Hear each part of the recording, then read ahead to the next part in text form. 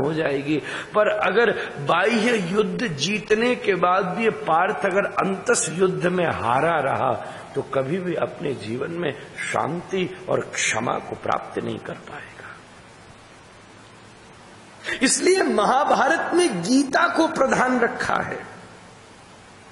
महाभारत विषय इतना प्रधान नहीं हो पाया जितनी गीता प्रधान हो गई, क्योंकि उस युद्ध में बाह्य युद्ध की जीत की घोषणा है और इस ग्रंथ में अंतर युद्ध की विजयता की घोषणा है। महाभारत के पूरे ग्रंथ में लौकिक युद्ध है, इसमें मानसिक युद्ध है। इस समय पार्थ मानसिक युद्ध पर है। पर आनंद की बात यह है कि पार्थ ने लौकिक युद्ध में भी कृष्ण को सारथी बना लिया है और मानसिक युद्ध में भी कृष्ण को सारथी बना लिया है। प्रहसन्निव भारत। हे धृतराष्ट्र, अब कृष्ण मुस्कुरा रहे हैं, मतलब तू रोना शुरू कर दे। अब तुझे चिंतित हो जाना चाहिए क्योंकि कृष्ण मुस्कुरा रहे हैं और दुनिया में उनके मुस्कुराहट से ज्यादा खतरनाक और कुछ नहीं हो सकता। उनकी मुस्कुराहट से ज्यादा असरदार कुछ नहीं हो सकता। प्रसन्नता सबसे बड़ी बात है। इससे बड़ा निर्णय और क्या। बुद्ध जा रहे थे, एक व्यक्ति बुद्ध को गाली दे रहा था, बुद्ध मुस्कुरा रहे थे। उनके पीछे आनंद शिष्य जा रहा था। उसने कहा, भगवान ये आपको गाली दे रहा है, आप कुछ बोलते क्यों नहीं हो? बुद्ध बोले, ये दे रहा है, मैं ले ही नहीं रहा हूं। I am not a bagger. ऐसे ही लेता रहूंगा तो कैसे काम चलेगा। वो आगे बढ़ गए, उसके बाद भी प्रसन्न रहे। भगवान सेना के मध्य खड़े हैं और अर्जुन के युद्ध के न योद्ध से युद्ध की मनाई के बाद भी मुस्कुरा रहे। सेन योरु भयोर मध्य विषीदंतमिदं वचः। अभी भी युद्ध मैदान के बीच में खड़े हैं। संजय की बात भी गंभीर है, देखकर कहना कोई आसान बात नहीं है। संजय में भी गंभीरता है। बंधुओं, मुस्कुराते हुए श्री भगवान उवाच। श्री भगवान द्वितीय अध्याय में कहते हैं, जो कि श्री कृष्ण के मुख से निकला हुआ पहला शब्द है, पहला श्लोक है, सबसे असरदार है, सबसे गंभीर है, एकदम विचार बदल दे ऐसी वाणी है। असोच्यानन्वसोचस्त्वं प्रज्ञावादांश्च भाससे गतासो न गतासोश्च नानु सोचन्ति पंडिता। असोच्यानन्व सोचस्त्वं प्रज्ञावादांश्च भाससे। कितनी गंभीर बात है। हम किस व्यक्ति के लिए भी शोक करें, कृष्ण कह रहे हैं जो असोचनीय है हम उनके लिए शोक कर रहे हैं। इस बात की गंभीरता को समझना।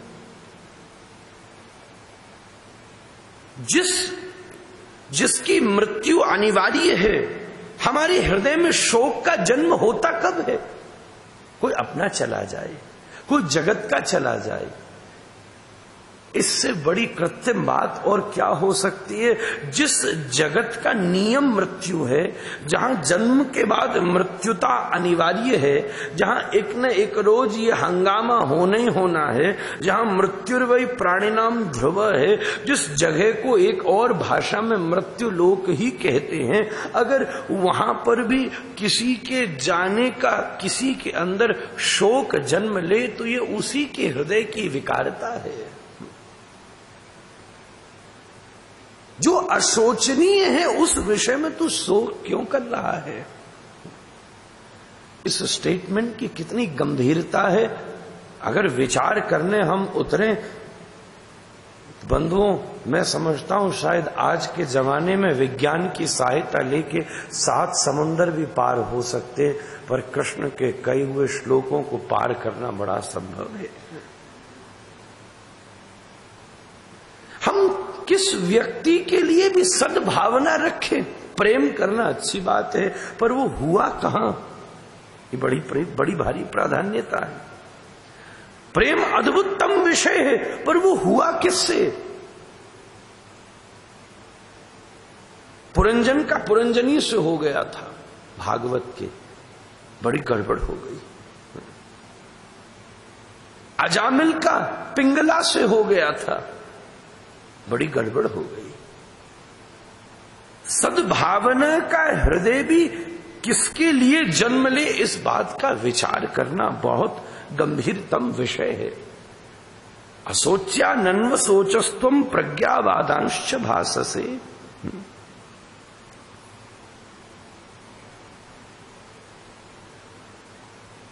प्रज्ञा तेरी, तूने जो कहा है ना,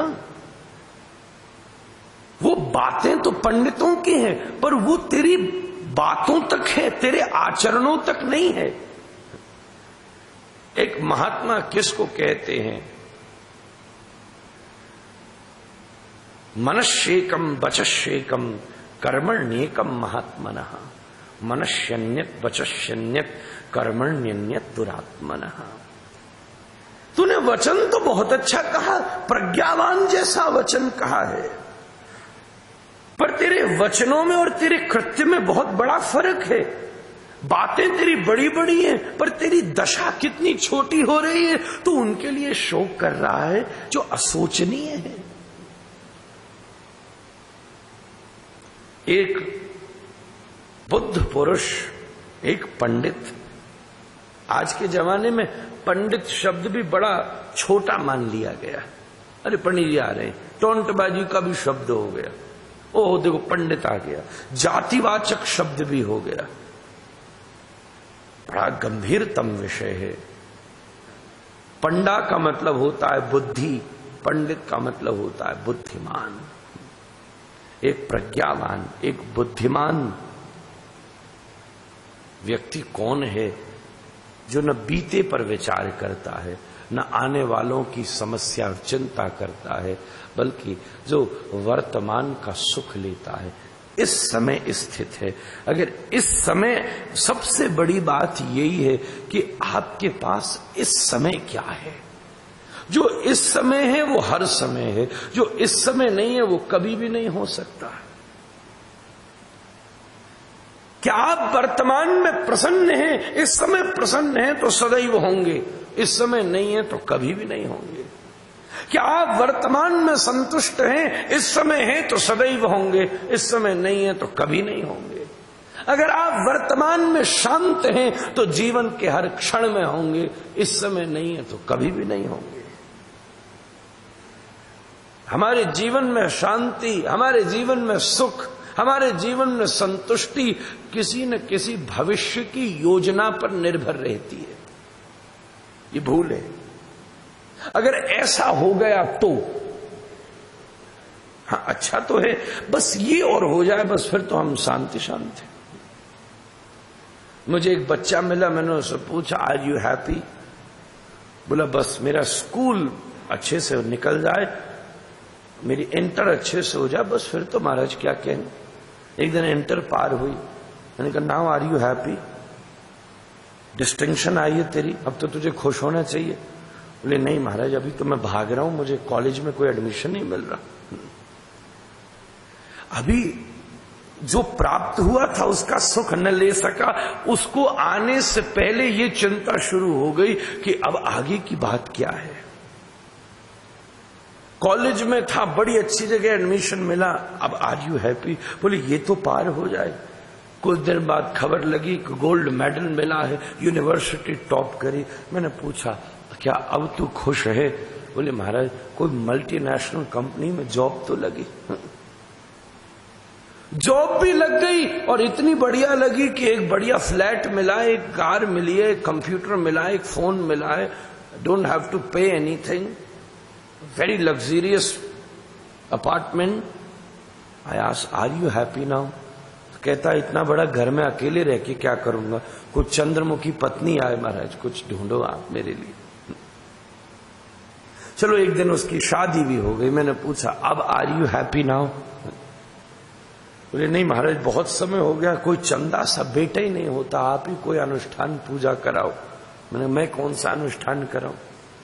अब बेटा भी हो गया तो पूछा अब तो खुश हो जा भाई, अब तो सब हो गया, तेरी गृहस्थी पूरी हो गई। अरे नहीं ये तो पढ़ ले कुछ। अब उस पर झंझट आ गया, फिर वो भी पढ़ लिया तो अब तो हो गया, चल अब तो ठीक है। बोले नहीं अब इसको भी थोड़ी कहीं जॉब तो लगा दूं, काम ये भी कर्मठ बने। हद हो गई भाई। अच्छा चल अब इसकी जॉब भी लग गई, अब तो खुश हो जाओ। बोले बस महाराज इसकी शादी और। चल ठीक है मैं भी मदद करता हूं, ढूंढ के कहीं से लड़की बताई, अच्छा लड़के की भी धूमधाम से, अब तो तेरी गृहस्थी पूरी हो गई।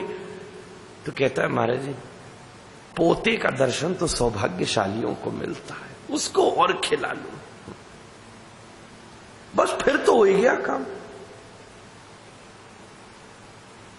90 साल के बूढ़े होने के बाद भी आदमी ज्योतिषी को हाथ दिखाता फिरता है, मैं कब खुश होऊंगा बताओ। ज्योतिषी भी कहता है अब तो अगली लाइफ में ट्राई करियो, यहां पे तो मौका बचा नहीं तेरे पास। कितना खुश हो पाएगा? जीवन में प्रसन्नता वो है जो इस समय है, और ये वाला जो समय है ना ये बड़ा पेचीदा है। To understand the present is not the easy task. If you have ever seen that sand watch, जो आर वॉच होती है, उसके ऊपर भी मट्टी भरी सैंड भरी रहती है, उसके नीचे भी सैंड भरी रहती है, और ऊपर से नीचे सैंड आती रहती है। जो ऊपर का हिस्सा है ना वो भविष्य है, जो नीचे का हिस्सा है ना वो भूत है। वो भूत हो गया, वो समय निकल गया, और ऊपर जो है वो भी आएगा। उन दोनों के बीच का जो एक मीटिंग पॉइंट है ना, that smallest gap, that small hole, that is what present is, that is what in your hand. जैसे मट्टी उससे निकली बात चली गई।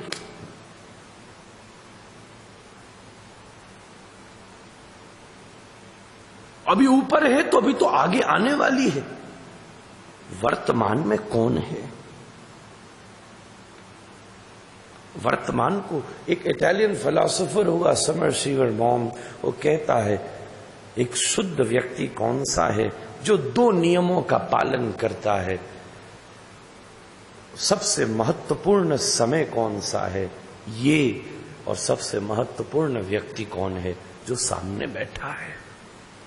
सबसे महत्वपूर्ण व्यक्ति वो जो सामने बैठा है, और सबसे महत्वपूर्ण समय कौन सा जो चल रहा है। इस 2 विषय पर जिसने विचार कर लिया वो समय के महत्व को समझ लेगा। इस समय क्या है? इस समय मैं वक्ता हूं गीता का, अगर इस मंच पर गीता के वक्ता के अलावा कुछ भी बनूंगा तो मेरा वक्तृत्व नष्ट हो जाएगा। इस समय अगर मैं पिता बना, इस समय अगर मैं पुत्र बना, इस समय अगर मैं स्वजन बना, इस समय मैं अगर बंधु बना, तो मैं गीता के विषय में कुछ नहीं कह पाऊंगा। इस समय मैं कुछ नहीं हूं, बस वक्ता हूं। और अगर आप इस समय श्रोता के अलावा कुछ भी बने तो आप समझ ना पाओगे। हो आप सब पिता भी हो, पुत्र भी हो, बंधु भी हो, स्वजन भी हो, संबंधी भी हो, पर अगर कोई भी टाइटल आपने लगा लिया तो आप समझ ना पाओगे। अगर इस भवन के अंदर कुछ बनना चाहते हो तो श्रोता बनने से काम बन जाएगा। श्रोतत्व की उपलब्धि। ये 2 बातें भगवान ने कही।